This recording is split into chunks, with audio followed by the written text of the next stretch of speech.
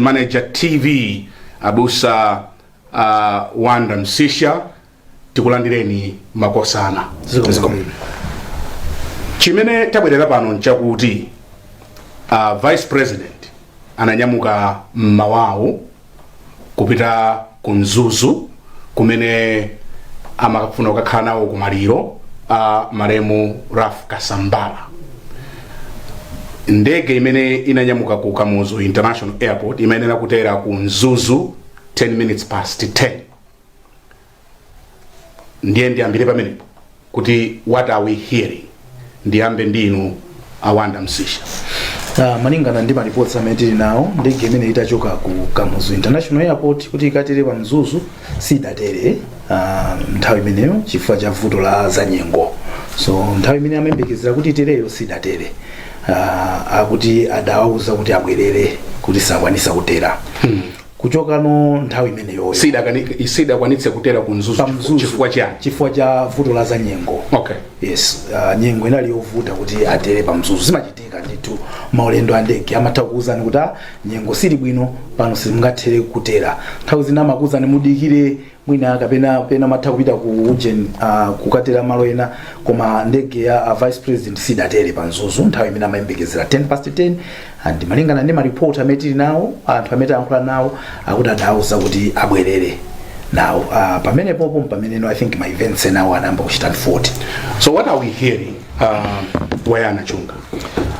Choyamba chimene tikumva ndichonena kuti tangona press release imene yachokera ndithu kuboma. I'm sure by now I think let me read it. It would be good if you read it. Let me read it. This is a press statement imene it just been issued the past 10 minutes kuchokera kwa Madam Colleen Zamba amene ndi secretary to the President and Cabinet.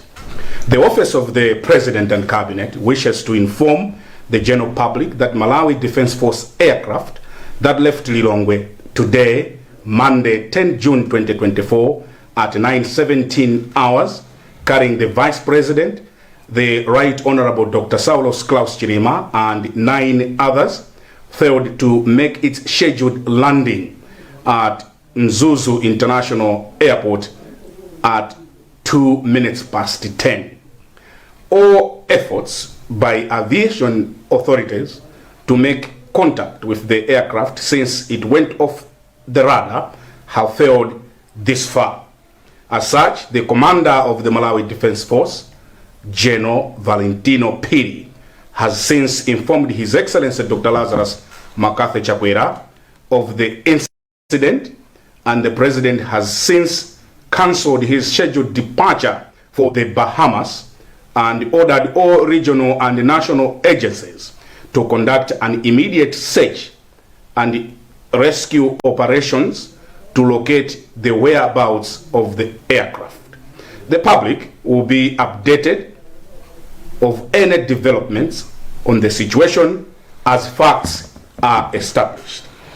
That's Madam Colleen Zamba Nakudulani, because yes. You refer to this press statement. Yes. Chamba mafuna nene kuti zinthu zotere zikachitika anthu amayankhula zinthu zochuluka.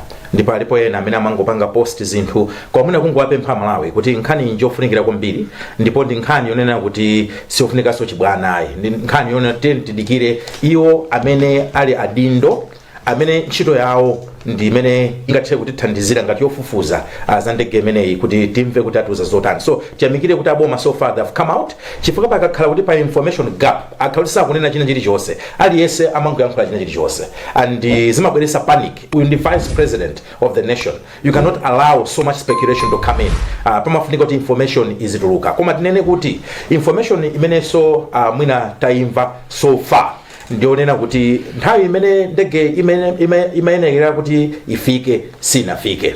So pamene popo ndikuti pali zida zimene amagwiritsa ntchito tinamvapo chizungu chakuti radar awa ndi makina amene amagwirizana ndithu kuti kuchoka ku ndegeko kumakhala transponder ngati magnet kuti zimagwirizana ndithu kuchoka ku ndegeko ndi uku enawo ngati ku airport nkumatha kulumikizana koma they have lost contact, sakutha kulumikizana, sakutha kuyankhulana nawo amndege imeneyi.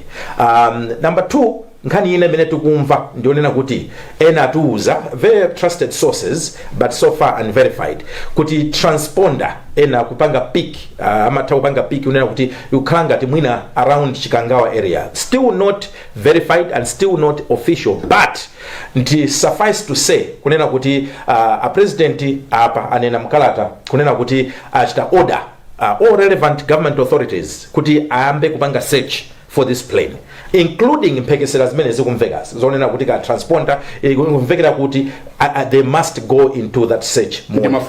ndimafuna amsisha mutirirepo ndemanga za transponder.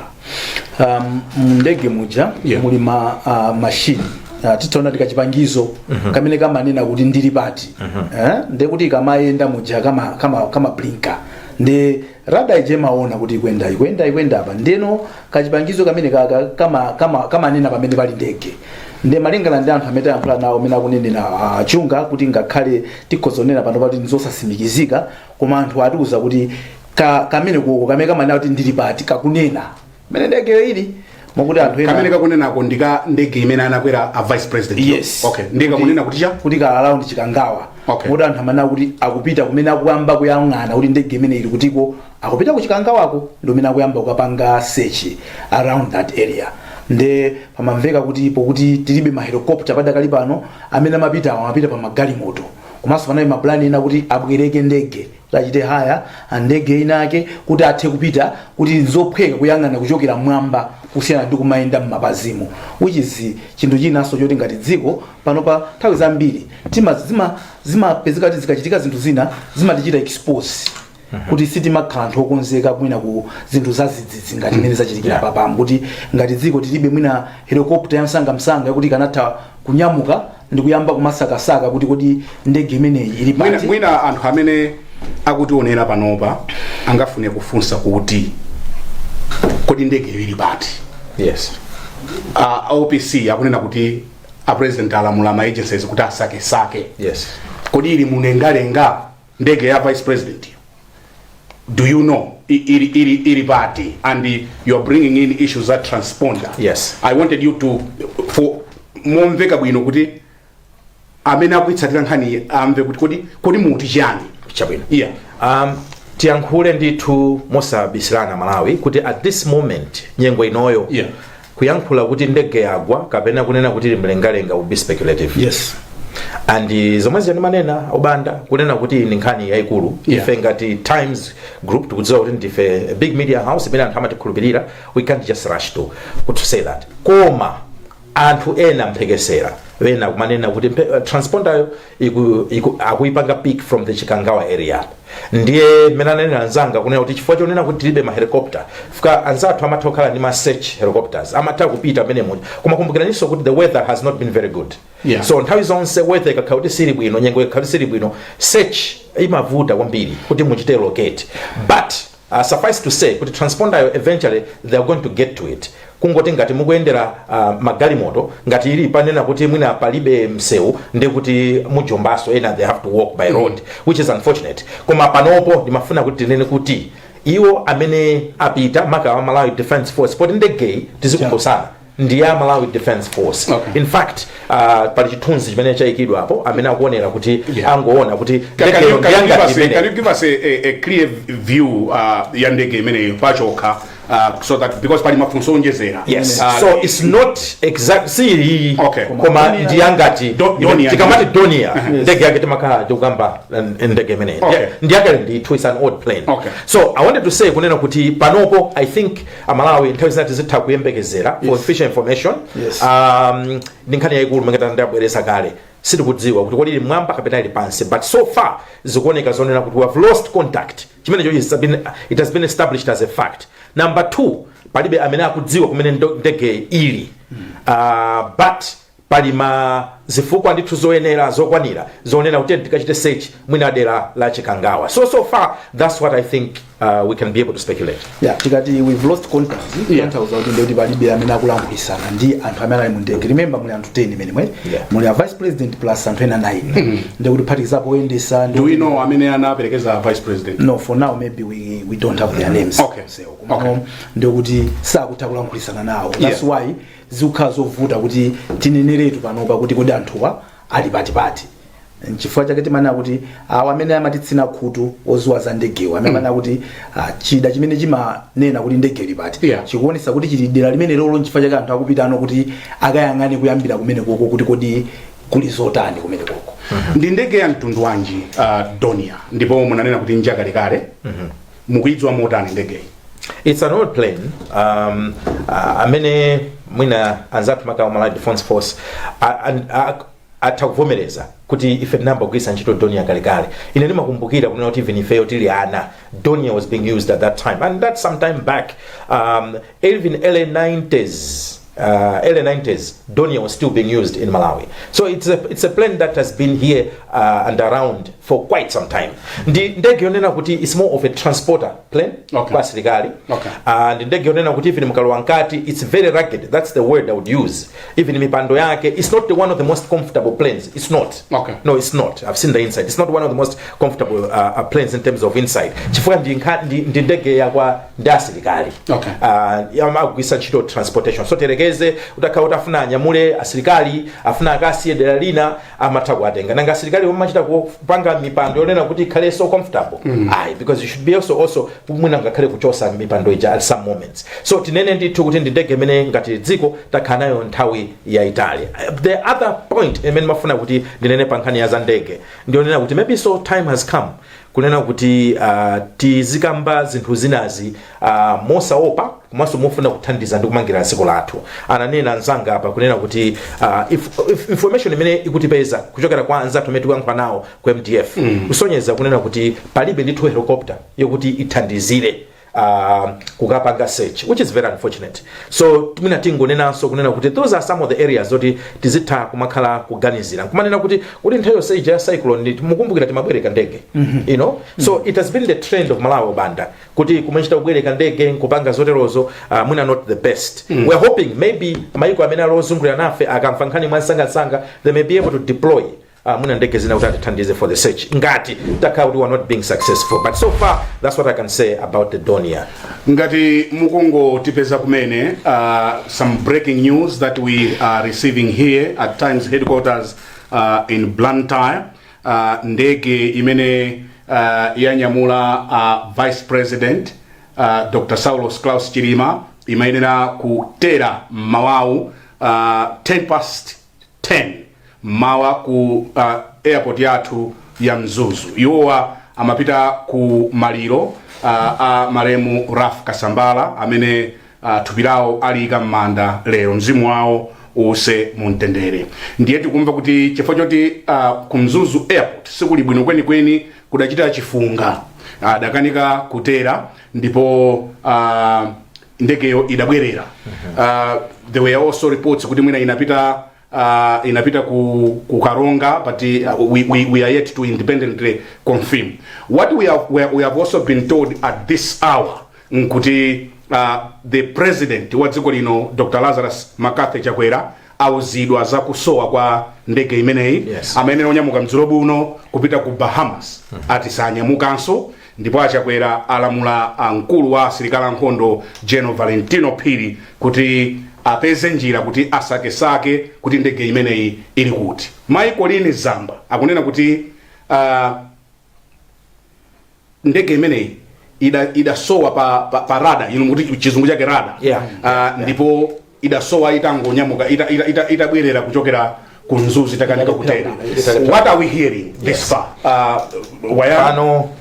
Anzanga also kangata kulenda information yomweyo koma panopo tandra maina amene anali mndege imene ali mndege. Yes. So tinenebe kunena kuti at this moment is not official information.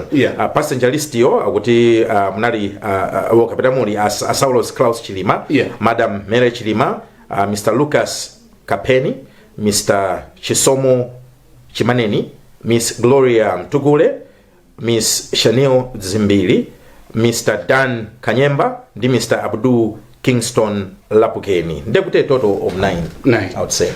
Adzimbiriwo ababa ndantu 8 ndekuti maybe adzimbiriwo akhoza nda Chanel. Yeah, Chanel Zimbili. Awada kala first lady. Yes. Okay. Anali momwemo. Yes. Chabwino. Wanda Msisha tikambeza Mzuzu Airport. Yes. Ndi airport ya mtundu wanji. Apa kuichita lifa ngati international airport. Yeah. I don't think kuti ndi international airport. Ndi airport yofunika kuti italandira ndithu kukonza kwakukulu. I have been there a couple of times. Imafika nthawi ikafuna kutira ndege anthu ena makayima uko kumathamangisa agalu kuti asabuse pa airport and zisindi kunena mosinjirira. Koma ndi watu Sam Kalimira is standing by. I don't know if we can call him kutati photokozete the status of Mzuzu Airport. We can. Okay. We can. Yeah, kuti anthu akuchita appreciate. Yeah. But I think nkhani ya za nyengozi ndi malo ngati mene makhalira airport ang'onoang'onowa kuti mwina ma facilities zake so mwina si abwinobwino zimakhala zinthu zokuti I think it was a good decision kuti mwina asatere kuti abwerere. Komano momwe tikunena mobwereza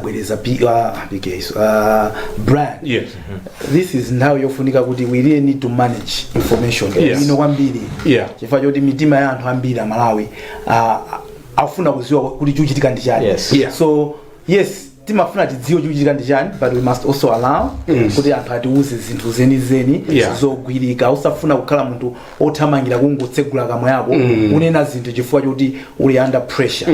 That's why ife ngati times just to agree with what Wayana said, we are mindful kuti Malawi ali ndi ufulu odziwa, but we are also mindful of our responsibility kupereka accurate information at all times and to avoid kungokhala ndi kuti like tukakamisidwa titi yankule. So pali zina zimene sitinganene kufikira zitasimikizika kuti zimene zozoti ndizoona zenizeni. Yes. Sure. No, I think you have said mwina just to add kunena kuti pokafika ife kufika ngati pano totaimbirana mafoni ndi anthu ochuluka anthu osiyana-siyana koma pali information ina yonena kuti timakhala kunena kuti mwina nthawi imeneyoyo you can't be able to say it. Yes. Ngati mwango tipeza kumene ndine Brian Banda ndili ndi Wayana Chunga komanso Wanda Msisha. Some breaking news happening in the country as we speak right now. Ndege imene akwera Vice President dziko lino la Malawi, Dr. Saulos Klaus Chilima, yasowa pa rada si kuoneka. Ndipo imalowera cha ku Mzuzu, inalephera kutera ku Mzuzu chifukwa choti kumeneko nyengo sidali bwino. Ndi akuti idabwerera ndi itabwerera kwapezeka kunena kuti si kuonekanso kuti ili kuti. Wanda Msisha and Wayana Chunga akunena kuti they are talking about transponder. Yes. Transponder. Kuchita ina amene angotipeza panjira. Because tukwangula tsopano. Wanda Msisha, can you just break it down for us on the issue of transponder? What are you hearing? What we are hearing as of now ndio kuti they are able to pick the transponder kutanthauza kuti akutha ndanena kuti transponder ayo nka chinthu tineuti kachani kodi kachipangizo kamene kamakhala mu ndege ina iliyonse imakhala ndi chipangizo chimene chimanena ine ndine Brian Banda ndikudusa mbali yakuti ako. Ine ndine Wayana Chunga ndege zija aumaziziwa malingana ndika transponder ako ndi malingana ndi anthu amene malankhula nawo tisadabwere pano andi munali you there tinakatha kubwera msanga we wanted to get the facts. Ndi amatukuza kuti akumatha kukaya kamene kukuka kuyankhula kuti kali around chikangawa area mokuti anthu amene akusakawo kumene akupita padakali panopa we can competently say kuti akupita ku around chikangawa area yo kuti ndikumwaka ambire kufufuza kuti kodi ndege imene ili potani. Ndikubera kuti unless you have some ndaona mu yangana pa phone ipa unless you have some new information. No, you remember nazane napo kuti my early 90s I remember witnessing Donia. Ndithu apa ndimangopeza information kuti ndi ndege imene upangidwa around 1983 koma by 1998 anatachita phase off in terms of production. So far ndi ndege zochepa Madonias amene the in circulation pa dziko lino lapansi less than 100. Ndi mangofuna nene kuti mwina pomaliza kumbali mwina musanamalize, I wanted us to bring in Sam Kalimira just to give us an idea ya mmene kudachera lero posalankhula za nkhani koma kungofotokoza kuti kudacha bwanji ku Mzuzu ndipo kodi bwalo la ndege la Mzuzu ndilotani. Sam Kalimira.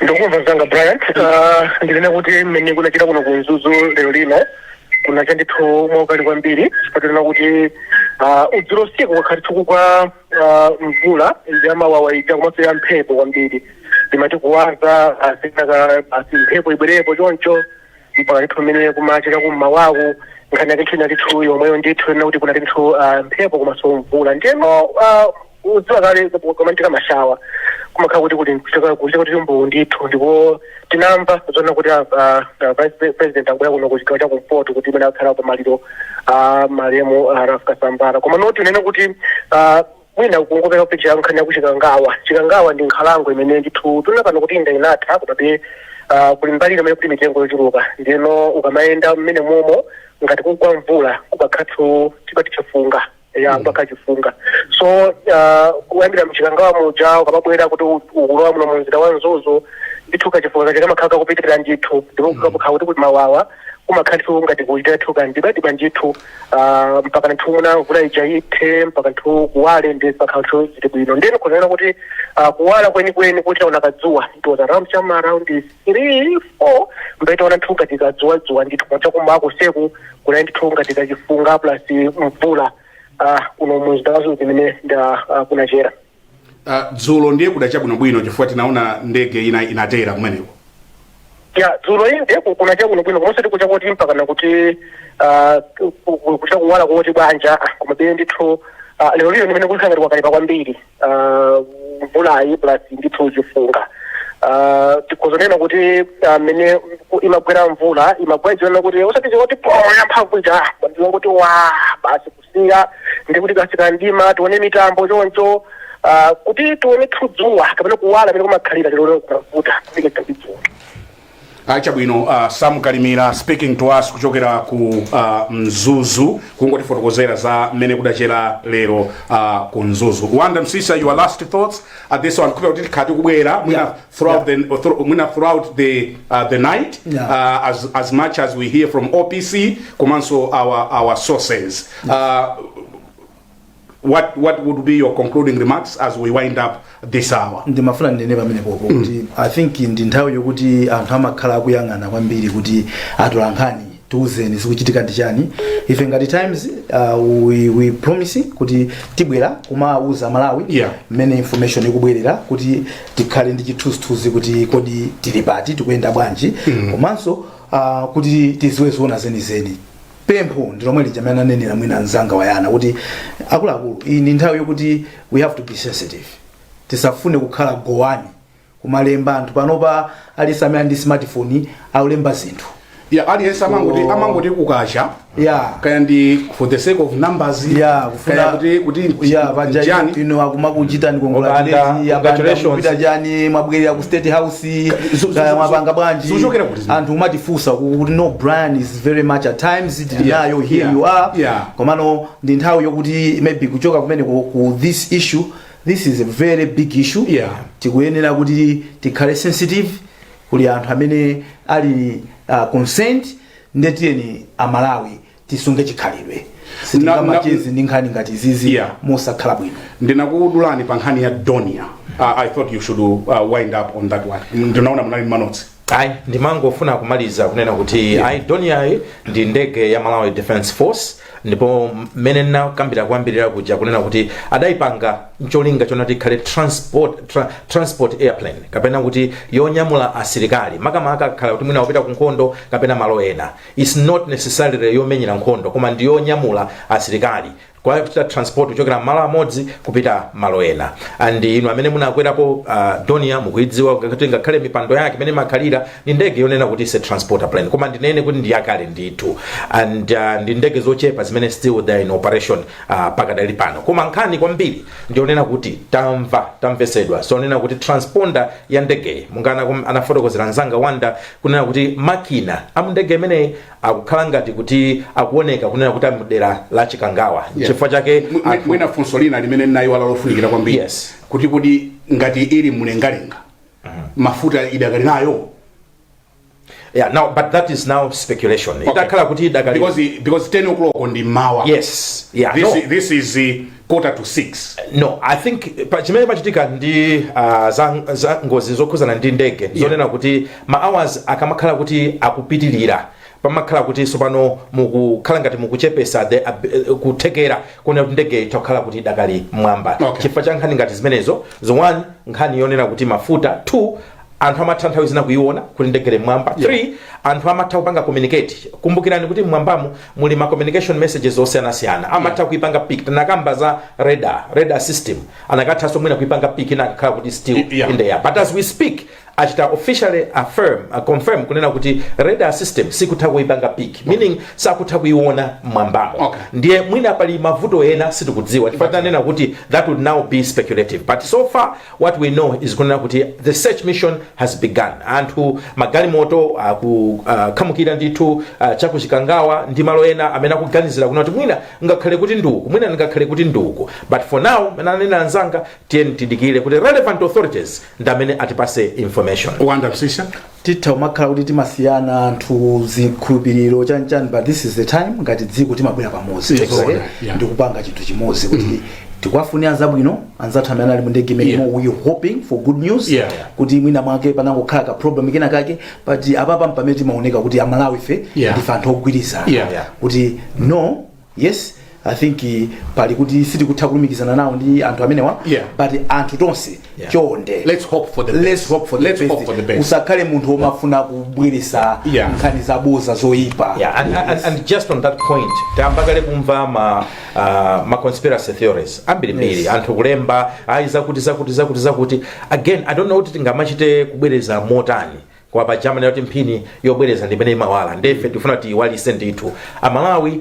Izizi sinkhani za masewera, sinkhani zochukirapo, tukamba za mioyo ya amalawi 9 komanso nsogoleri wachiwiri kwa nsogoleri wa dziko lino vice president ndi mkazi wake ndi anthu amalawi ena amene nayo mndegemo ndi nkhani yokuti kutikhuza, and I'm sure kuti pano tikukamba pano maiko osiyanasiyana amvakale, and I'm sure they even communicating to the state president zoti mwina tothandiza pomotani. So ngati anzathu kunja angamakhale ndi maganizo ofuna kutithandiza what more ifeyo ngati amalawi ndimafuna ndinene ndithu mwamaliza pamenepo ndimafuna ndigwirizane nanu inu kodi mwapatsa dzina masiku amapangombe mundifotokozera kuseri chifanda ngomva ino amapangombe ngakhale sine kulimvetsa dzina kumene lachokera ndinu amsisha kunena kuti andigwirizane nanu this is a serious matter.